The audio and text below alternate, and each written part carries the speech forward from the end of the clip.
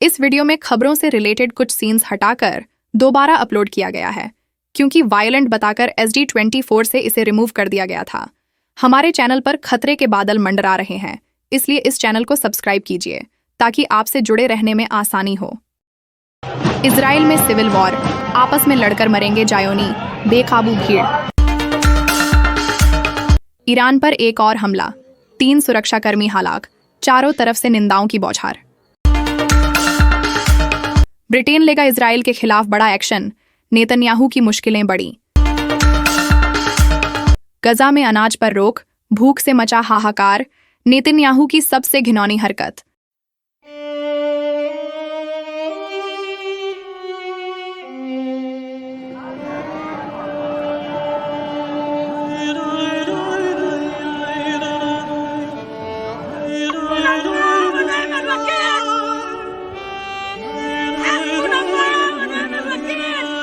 साथियों, आज हम एक और सनसनीखेज खबर के साथ फिर हाजिर है। आज कुछ हेडलाइंस के बाद जानेंगे कैसे इजराइल में सिविल वॉर शुरू हुआ और किस चालाकी से नेतन्याहू ने सिविल वॉर को काबू में किया, वो भी ईरान की मदद से। तो बने रहे हमारे साथ आखिर तक। ब्रिटेन ने नेतन्याहू को इन्फॉर्म किया है कि वे सार्वजनिक रूप से इजराइल को अंतर्राष्ट्रीय कानून का उल्लंघन करने वाला अपराधी डिक्लेयर्ड करने की तैयारी कर रहे हैं। मतलब अब नेतन्याहू को नाड़े चड्डी के साथियों ने भी हाथ दे दिया है। स्पेन, फ्रांस, कनाडा, ऑस्ट्रेलिया जैसे 11 मुल्कों के बाद अहम पार्टनर ब्रिटेन ने भी लात मार दी। इजराइल गजा में पूरी तरह से हारने के बाद अब भूख को अपना हथियार बना रहा है। बताया जा रहा है कि दर्जनों सपोर्टर्स ने नेतन्याहू का साथ छोड़ दिया। हजारों सैनिक मुर्दार हो गए। इजराइल की आधे से ज्यादा आबादी खिलाफ खड़ी है। ऐसे में अब नेतन्याहू दुनिया की सबसे घिनौनी हरकत पर उतर आया है। अब फिलिस्तीन में भूख को हथियार बनाकर जंग कर रहा है।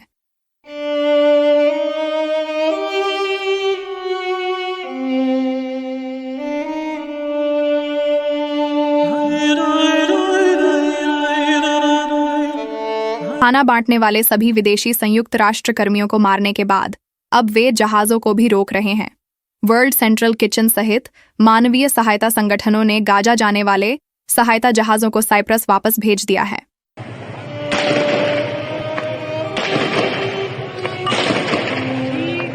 ईरान ऑब्जर्वर के मुताबिक ईरान पर एक और हमला, दर्जनों सशस्त्र आतंकवादियों ने 3 ईरानी सैन्य ठिकानों पर हमला किया, जिसके बाद ईरान के हुक्मरानों ने कड़ी निंदा यानी शदीद मजम्मत की है। आपको बता दें कि यह हमला चाबहार शहर में किया गया था। ईरानी सुरक्षा बलों के कम से कम 3 सदस्य मारे गए हैं।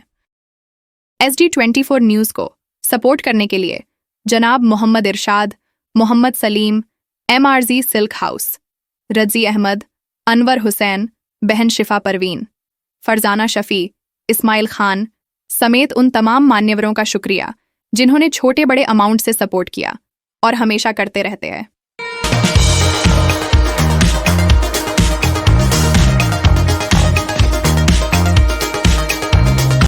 ऐसा लग रहा है अब इजराइल खुद ही इबरत का निशान बनने के लिए दौड़ रहा है, क्योंकि उसको रोकने में सारी अंतर्राष्ट्रीय एजेंसियां नाकाम हो गईं। नेतन्याहू ने खोदी हुई कब्र में नेतन्याहू, ब्रिटेन, अमेरिका समेत उसकी आधी जनता कब्र में जाएगी और हिजबुल्लाह, हौथी, हमास उस कब्र पर मिट्टी डालेंगे। फिर एक नए दौर की शुरुआत होगी। अगर आपने पिछले सभी वीडियो देखे हैं तो आपको याद होगा जो हमने आज दोहराया है। हमने कई बार कहा था कि सब्र कीजिए, क्योंकि कुरान में सबसे ज्यादा 2 चीजें दोहराई गई हैं, एक सब्र और दूसरा हिकमत। वैसे अक्सर मुसलमानों में से यही 2 चीजें नदारत हैं। बस इस बात का हमको अफसोस है। तो चलिए आगे बढ़ते हैं। ביבי נתניהו שלום, אנחנו נמצאים בשבי החמאס 23। आज हम जानेंगे इजराइल के खात्मे की शुरुआत कैसे हुई। सबसे पहले फिलिस्तीनी फ्रीडम फाइटर्स ने यहूदी कैदियों के साथ ऐसे हुस्न सलूक किया कि वे अपनी 4000 साल पुरानी सोच को भूलकर नेतन्याहू को तक मिलने से इनकार कर दिया। माफ कीजिएगा, हमारे वीडियो के कमेंट में कुछ मुसलमानों का हुस्न सलूक देखकर हमें घिन आती है और ऊपर से वे फिलिस्तीन समर्थक होने का दावा भी करते हैं। खैर, फिर उन लोगों ने देश भर के लोगों को हमास और नेतन्याहू की हकीकत बताई, जो धीरे धीरे सारे इजराइल में फैल गई। जैसे जैसे नेतन्याहू के खोखले और झूठे दावे लोगों तक पहुंचते गए, वैसे कैदियों को रिहा कराने के लिए आंदोलन बढ़ते गए। पहले गली मोहल्लों में, फिर गांव, उसके बाद शहरों में आंदोलन हुए। फिर इजराइल की राजधानी तेल अवीव, जेरूसलेम तक आंदोलन की आग भड़कने लगी। कल 3 अप्रैल को इजरायली नेसेट यानी संसद में बवाल हुआ और तोड़फोड़ की गई, जिसके बाद 3 अप्रैल के शाम से इजराइल में सिविल वॉर शुरू हो चुका है।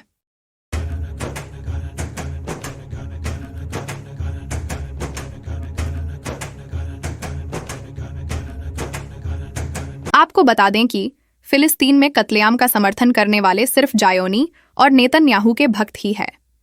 आधा इजराइल इस नरसंहार के खिलाफ नेतन्याहू को हटाने और तत्काल चुनाव की मांग कर रहा है। एक तबका है जो कैदियों को रिहा करवाने की मांग कर रहा है, और एक तबका है जो इजराइल को यहूदी मुल्क मानने को तैयार ही नहीं है।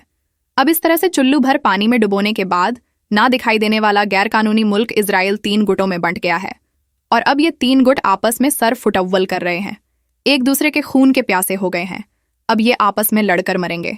अगर ये आग ज्यादा और भड़कती है तो इस आग को ब्रिटेन, अमेरिका समेत उनके नाजायज 14 भाई बंधु भी नहीं बुझा सकेंगे। वैसे भी सभी ने साथ छोड़ दिया है। हर नाइंसाफी का, हर एक ज्यादती का बदला तय है।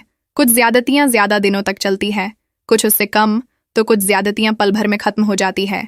जैसे नूह अलैहिस्सलाम के कौम की ज्यादतियां 900 साल तक चली, फिरौन की ज्यादतियां 40 साल तक चली। कुछ ज्यादतियों को खिजर अलैहिस्सलाम ने पल भर में खत्म कर दिया। वैसे ही नेतन्याहू की ज्यादतियां 6 महीने से चल रही हैं और 1-2 महीनों में नामो निशान मिट जाएगा। फिर नेतन्याहू लाल गाय की कुर्बानी दें या अपने प्यारे बेटे की, कोई फर्क नहीं पड़ेगा। एक वक्त था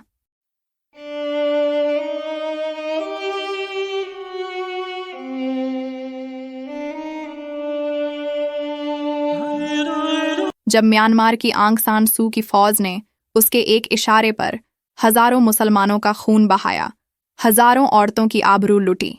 फिर एक वक्त आया उसी फौज ने अंग सान का तख्ता पलट करके जेल में ठूंस दिया। फिर और एक वक्त आया उसी फौज को अपना देश छोड़कर भागना पड़ा। आज म्यांमार की आधी फौज भाग चुकी है, अंग सान जेल में सड़ रही है। आधी फौज भेस बदलकर अपने ही मुल्क में भीख मांग रही है। हर दौर में, हर जमाने में मुसलमानों से पंगा दुश्मनाने इस्लाम को महंगा पड़ा है। इस बारे में डिटेल से वीडियो बनाया हुआ है, आपने नहीं देखा तो लिंक कमेंट और डिस्क्रिप्शन में दिया हुआ है। बिल्कुल उसी तरह इजराइल को भी फिलिस्तीनियों पर जुल्म करना बहुत भारी पड़ने वाला है।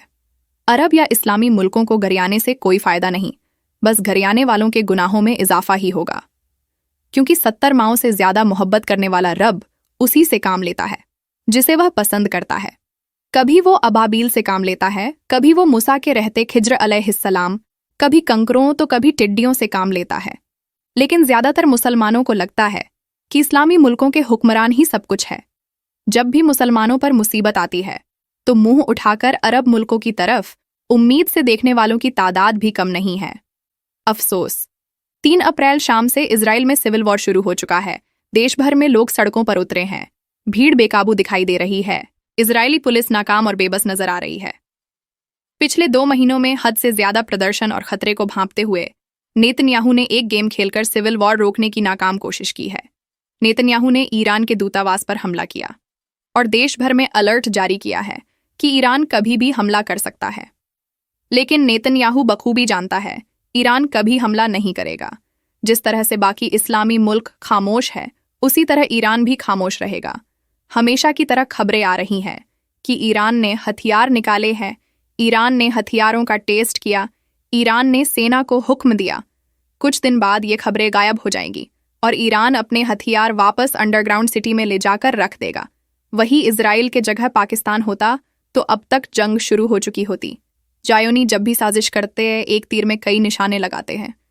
इजराइल की इस साजिश से इजराइल को पहला फायदा हुआ, सिविल वॉर में नमी आई, लोग सेफ जोन में जाकर बैठ गए। दूसरा फायदा ये होगा कि कुछ दिन बाद लोग सुन्नी मुल्कों की तरह शिया मुल्कों को भी गरियाना शुरू कर देंगे, फिर शिया सुन्नी शुरू हो जाएगा।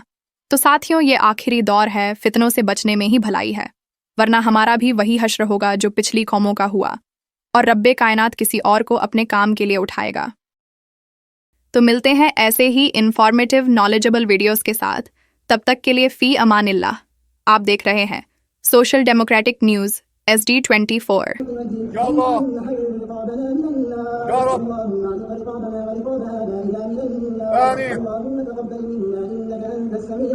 Amin. التواب الرحيم. يا رب. وصل اللهم وسلم على سيدنا محمد وآله وأصحابه أجمعين. الله أكبر.